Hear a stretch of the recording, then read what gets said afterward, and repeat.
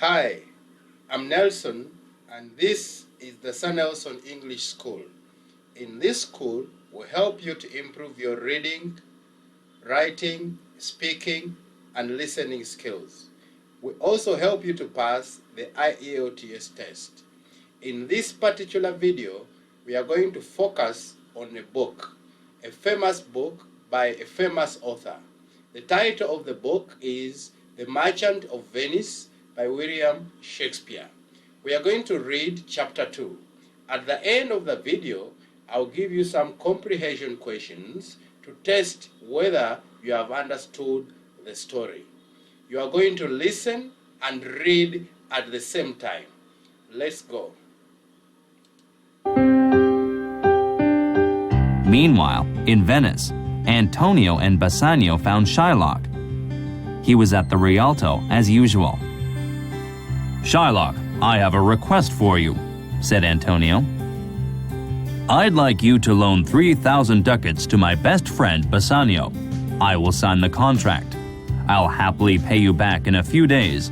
I'll have plenty of money when my ships arrive." "I have an idea," said Bassanio. "Why don't we go out to dinner? We can talk more about this loan." "I never eat with Christians," grumbled Shylock. "I may lend them money or do business with them, but I don't eat with them. Not ever." "Very well," said Bassanio. "Why don't you just lend me the money then? You know that Antonio will pay you back." As Shylock listened to Antonio and Bassanio, he became angrier and angrier. How foolish these two men were. They knew how much he hated them, and yet they were asking him for a loan. He was determined to make Antonio pay dearly. "Shylock," yelled Antonio, "are you going to lend us the money or not? Answer me." Shylock answered him slowly. "Do you remember all of those times that you insulted me in a loud voice that everyone could hear? You once spat on me and called me a dog, and now you want to borrow money from me, a dog." "Look, I'm not asking you a favor. You can charge me any interest you want. I don't mind. My ships will arrive any day now." "All right, Antonio. I'm willing to lend you the money. I won't even charge you any interest. Just pay me back the loan on time." Antonio couldn't believe his ears. "What did you say?" "I said you didn't know me.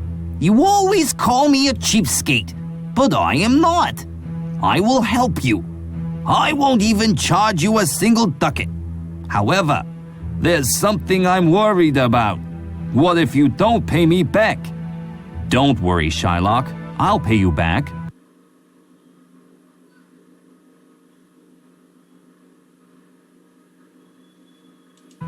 "Well, I need some kind of a guarantee, don't I? 3,000 ducats is a lot of money. If you don't pay me back on time, I want a pound of flesh. I'll take a pound of flesh from any part of your body." Antonio didn't like what Shylock proposed. "No, I'd rather pay some interest if I'm late on the payment." "I'm afraid that's no good," said Shylock as he laughed. "Do you think I'd take money from a fellow moneylender? Besides, this contract is only a joke. Do you think that any lawyer or judge would believe me? Would they really believe that I want a pound of your flesh? You don't have to worry about anything. It's my way of saying the bad feelings of the past between us are finished." Antonio pulled Bassanio aside and spoke to him secretly. "I don't want to do business with this man. He's evil, and I know that he'd take the pound of flesh from me if he could. Let's see if somebody else will lend us the money." But Bassanio had other ideas. Who else in Venice can lend me this much money? Besides, this man is crazy. Don't worry about the guarantee.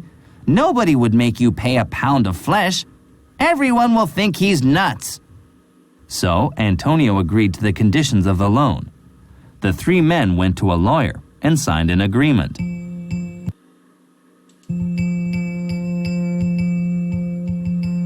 A strange smile came over Shylock's face.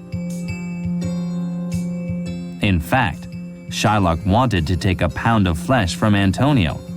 He'd hated Antonio for so long, and he lost a lot of money because of this generous moneylender.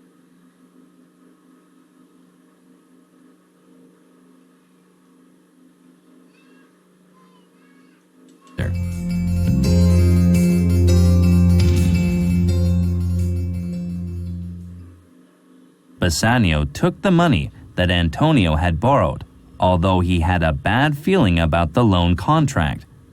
He bought many gifts and clothes that he needed to propose to Portia.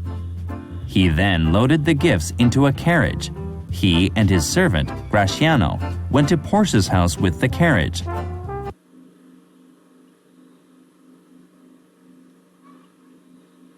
When Bassanio arrived, Portia was delighted. She had hoped that he would return for her. She was in love with him. Portia, I'm so happy to see you again, said Bassanio. But I have something awful to tell you. I'm broke. I have no money.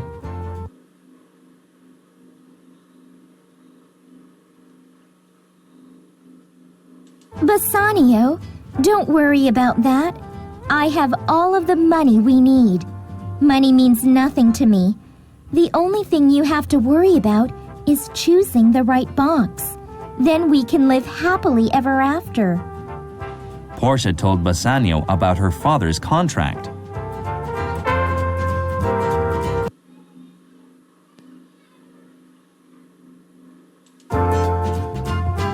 All right, I'll go choose the box now. Portia started to worry. What if he chose the wrong box? Don't choose today. I have a bad feeling. I want you to wait. Wait? But the sooner I choose, the sooner I can marry you. I can't wait any longer. Then let me hire a musician. Maybe the music will help you think more clearly. A little while later, a musician came.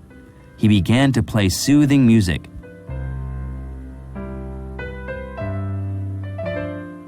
Bassanio slowly walked over to the golden chest. He looked at it carefully.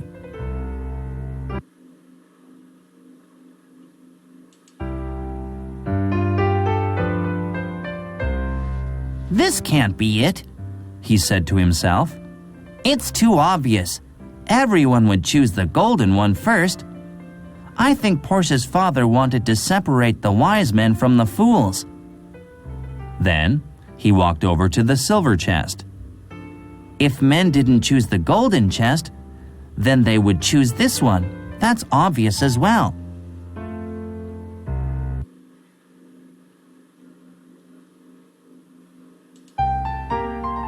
Bassanio's eyes settled on the lead chest. This is the least obvious choice. I don't think anyone else would choose this one. He opened the box.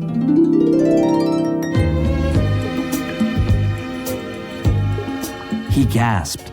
He couldn't believe his eyes. In the box was a small picture of Portia. Bassanio could now marry her. He was so happy that he couldn't even speak.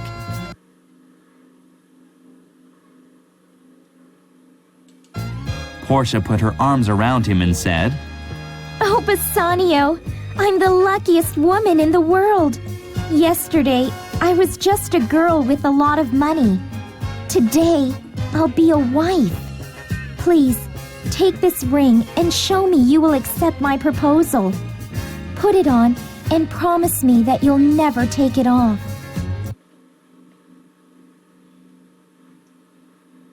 I am lucky too, said Bassanio.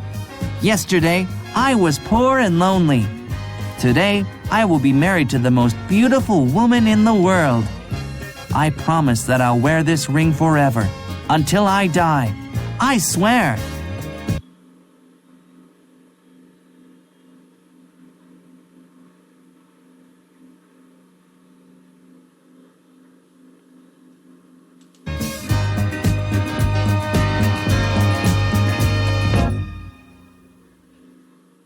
It was a very happy moment. Graciano felt that it was a good time to ask Bassanio something. Since you're getting married, I'd like to get married too. Well, that's wonderful, said Bassanio. But who are you going to marry? I want to marry Nerissa. Bassanio and Portia were very surprised. I didn't know you wanted to get married, Nerissa. Cried Portia. This is a great day. That evening, the couples got married. Bassanio and Graciano wore golden rings that they promised never to take off. They were the happiest men in the world.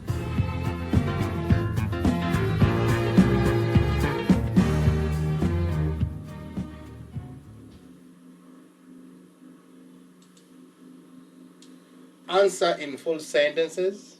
What did Ali give Sarah? Beans. Ali gave Sarah beans. That's the wrong answer. It's much better to use a pronoun. He gave her beans. So before you answer questions about the story, let's learn how to answer questions in a full sentence. Who went home? The answer is Ali. Do we say Ali went home? That is repetition. There are two ways. You can say Ali did or it was Ali. Answer these questions in full. Number 1, 2, 3, 4, 5, 6, 7, 8, 9. Answer them in the full sentences.